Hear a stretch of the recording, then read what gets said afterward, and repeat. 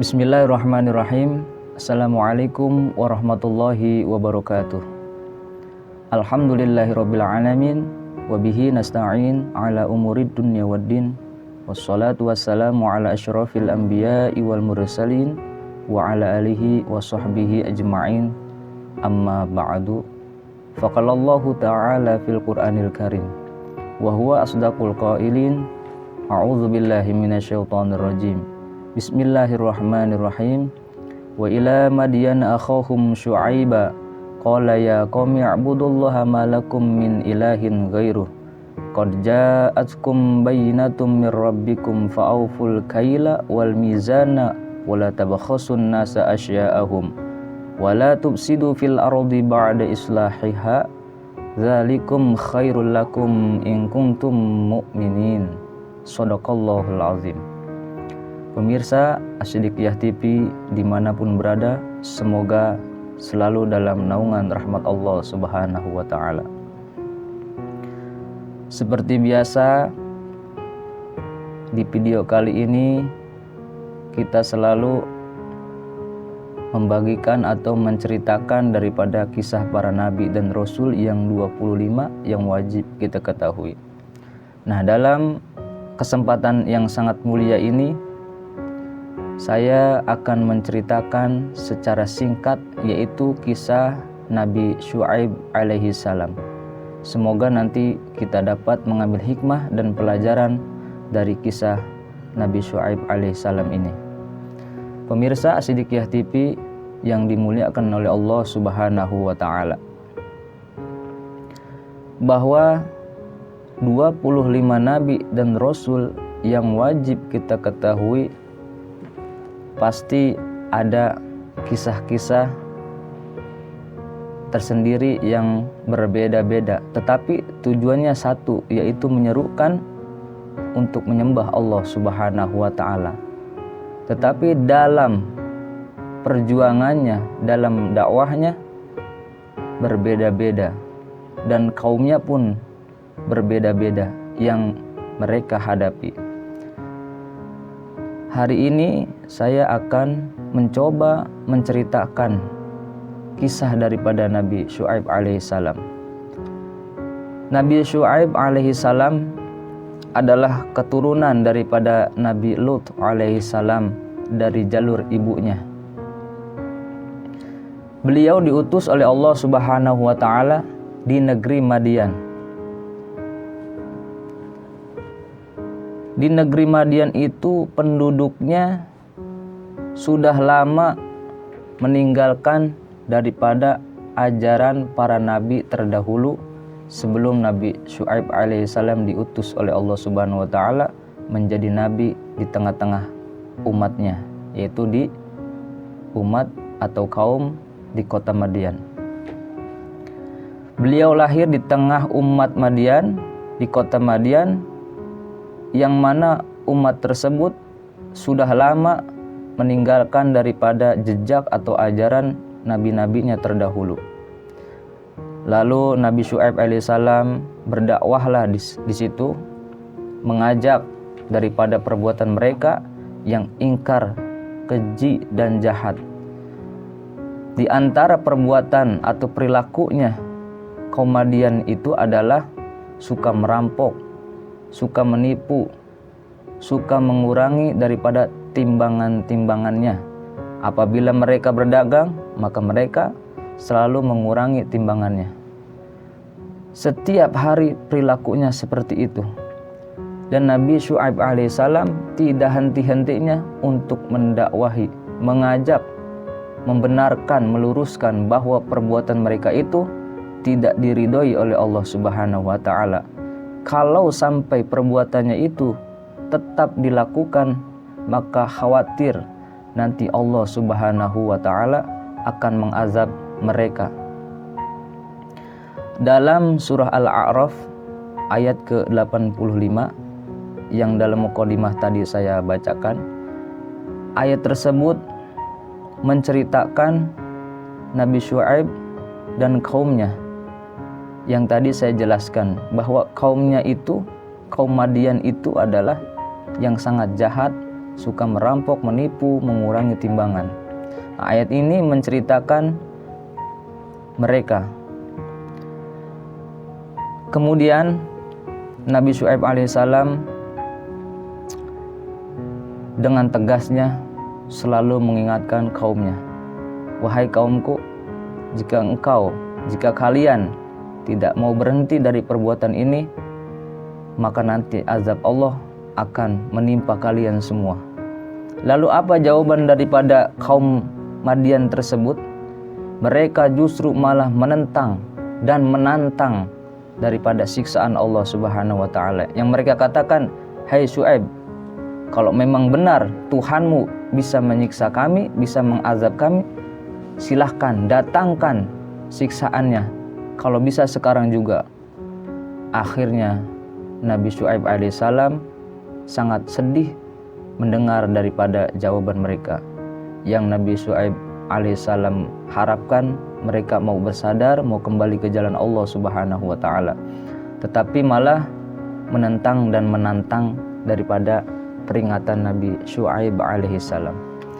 Pemirsa As-Siddiqiyah TV yang dirahmati oleh Allah Subhanahu wa taala. Setelah kejadian itu, Nabi Syuaib alaihissalam merencanakan untuk berhijrah bersama pengikutnya yang setia, bersama kaumnya yang setia dari kota Madian, karena Allah Subhanahu wa taala akan segera mendatangkan siksaannya atas penduduk negeri itu, yaitu kaum Madian. Sebelum Nabi Syuaib alaihissalam pergi, Nabi Syuaib alaihissalam berpesan kepada kaumnya, "Hai kaumku, sesungguhnya aku telah menyampaikan kepadamu amanat Tuhanku, dan aku pun telah memberi nasihat kepadamu. Maka bagaimana aku akan bersedih hati terhadap orang-orang yang kafir." Quran Surah Al-A'raf ayat ke-93. Tidak lama setelah itu Allah Subhanahu wa taala menurunkan azabnya sebagaimana yang difirmankan oleh Allah Subhanahu wa taala di dalam Al-Quran, yang artinya kemudian mereka ditimpa gempa, maka jadilah mereka mayat-mayat yang bergelimpangan di dalam rumah-rumah mereka. Quran Surah Al-A'raf ayat ke-91. Kemudian Nabi Syuaib dan pengikutnya berhijrahlah, berpindahlah daripada negeri Madian tersebut. Setelah Allah memusnahkan orang-orang yang durhaka di negeri Madian, Nabi Syuaib alaihissalam dan para pengikutnya berhijrah ke negeri Aikah.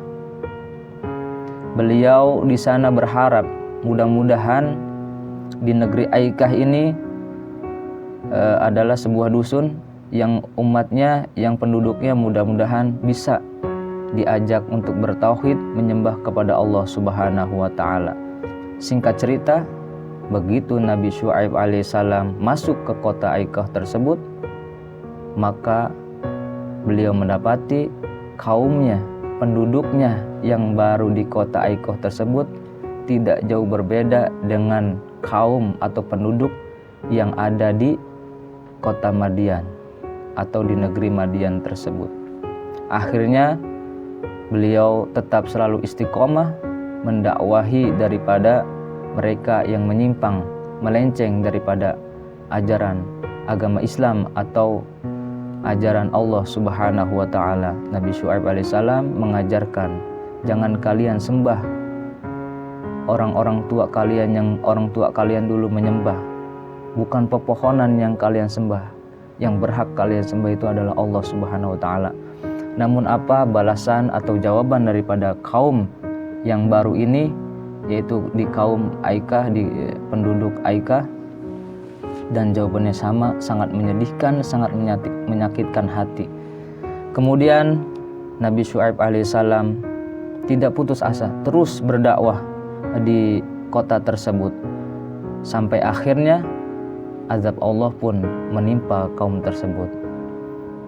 Jadi dua kota yang Nabi Syuaib alaihissalam datangi di kota tersebut untuk didakwahi, diluruskan daripada akidah dan perbuatannya yang sangat keji, yang curang, yang merugikan banyak orang itu, tidak berhasil. Hanya beberapa persen saja pengikutnya yang setia kepada beliau. Akhirnya kita ambil kesimpulan daripada kisah singkat ini. Kesimpulan dan hikmah yang kita bisa ambil dari kisah Nabi Syuaib alaihissalam, bahwa yang pertama, kalau orang yang berada di pihak yang benar, maka akan diselamatkan oleh Allah Subhanahu wa taala. Yang kedua, kalau ada orang yang berpihak dalam kecurangan, menipu, merampok, merugikan banyak orang, berbuat jahat, yang intinya berada di pihak yang tidak benar, maka siksaan Allah Subhanahu wa taala sudah menanti dan akan menimpanya suatu saat nanti. Pemirsa As-Siddiqiyah TV yang dirahmati Allah Subhanahu wa taala. Maka dari itu saya berpesan terkhusus untuk diri saya pribadi dan umumnya untuk pemirsa yang menyaksikan video ini, mari sama-sama kita berpihak dalam kebenaran, yaitu dalam akidah Ahlus Sunnah wal Jamaah, yaitu ketakwaan, yaitu perintah Allah Subhanahu wa taala. Semaksimal mungkin kita jalankan, semampunya kita jalankan apa yang Allah Subhanahu wa taala larang. Ketika kita berpihak pada yang benar, sekalipun orang membenci, tetap jalan. Walaupun orang sedunia seandainya membenci kita, tetapi kita berada di posisi yang benar, maka suatu saat yang benar akan muncul di permukaan bumi ini. Pemirsa As-Siddiqiyah TV yang dirahmati Allah Subhanahu wa taala. Apapun itu kegiatannya, apapun itu aktivitasnya, apapun profesi kita, apakah kita seorang guru, seorang dai, seorang pembisnis, seorang pedagang, maka berlakulah yang benar. Insya Allah di dalamnya ada keberkahan, pertolongan Allah selalu bersama orang-orang yang benar. Kemudahan Allah selalu bersama orang-orang yang benar, jujur dan baik. Apabila kita tidak melakukan hal tersebut, maka akan sebaliknya kita akan mendapatkan siksaan dari Allah Subhanahu wa taala. Terima kasih, itu saja yang dapat saya sampaikan. Mohon maaf apabila ada ketidakpahaman atau kurang jelas. Dari saya cukup sekian. Akhirul kalam, khudh ma safa wa ala makadar. Wassalamualaikum warahmatullahi wabarakatuh.